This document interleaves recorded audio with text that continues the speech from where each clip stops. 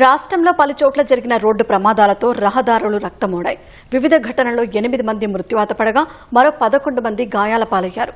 అతివేగం, నిర్లక్ష్యం, రోడ్డు భద్రతా నిబంధనల్ని పాటించకపోవడంతో కొందరు తమ ప్రాణాలనే కాకుండా పక్కవారి ప్రాణాలను బలి తీసుకుంటున్నారు. రాష్ట్ర వ్యాప్తంగా వేరువేరు చోట్ల జరిగిన ప్రమాదాలతో రహదారులు ఎరిపెక్కాయి. ఖమ్మంలోని ఎన్టీఆర్ కూడలి వద్ద ద్విచక్ర వాహనాన్ని లారీ ఢీకొట్టడంతో తండ్రి కుమారులిద్దరూ అక్కడికక్కడే మృతి చెందారు. కుమారుడిని ఇంటర్ కాలేజ్ హాస్టల్లో చేర్పించేందుకు వెళుతుండగా ప్రమాదం జరిగింది. లారీ డ్రైవర్ సిగ్నల్ జంపు చేసి నిర్లక్ష్యంగా నడపడంతోనే ప్రమాదం జరిగిందని స్థానికులు ఆరోపించారు.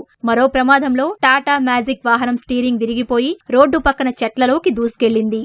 కారేపల్లి మండలంలో ఓ వివాహ వేడుకకు వెళుతుండగా జరిగిన ఈ దుర్ఘటనలో 3 ప్రయాణికులకు తీవ్ర గాయాలయ్యాయి. వారిని చికిత్స నిమిత్తం స్థానిక ఆసుపత్రికి తరలించారు.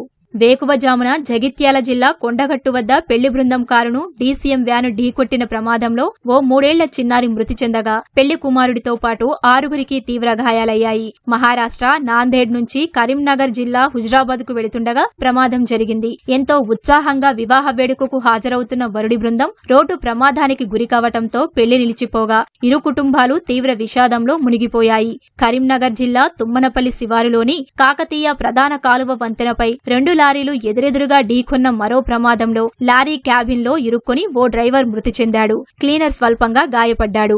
పోలీసులు, అగ్నిమాపక సిబ్బంది తీవ్రంగా శ్రమించి అతనిని బయటకు తీశారు. ఈ ప్రమాదంతో వరంగల్ కరీంనగర్ జాతీయ రహదారిపై భారీగా వాహనాలు నిలిచిపోయాయి.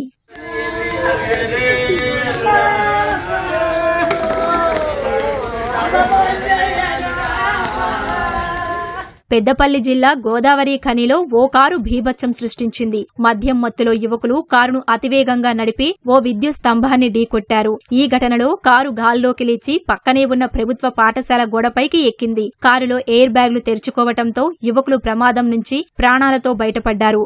మంతని మండలం ఎక్లాస్పూర్ వద్ద ధాన్యం లోడుతో వెళుతూ ఓ లారీ లోయలో పడిన ఘటనలో లారీ డ్రైవర్ గాయపడ్డారు. సిద్దిపేట జిల్లా తొగుట మండలం ఎల్లారెడ్డిపేటలో ఓ మహిళను కారు ఢీకొట్టడంతో అక్కడికక్కడే మృతి చెందింది. అదే వేగంతో విద్యుత్ స్తంభాన్ని ఢీకొనడంతో 2 ముక్కలుగా విరిగిపోయింది. చేగుంట మండలం వడియారం బైపాస్ సర్కిల్ వద్ద టాటా ఏఎస్ వాహనం ఢీకొని బైక్పై వెళుతున్న రెడ్డిపల్లికి చెందిన దంపతులు ప్రాణాలు కోల్పోయారు.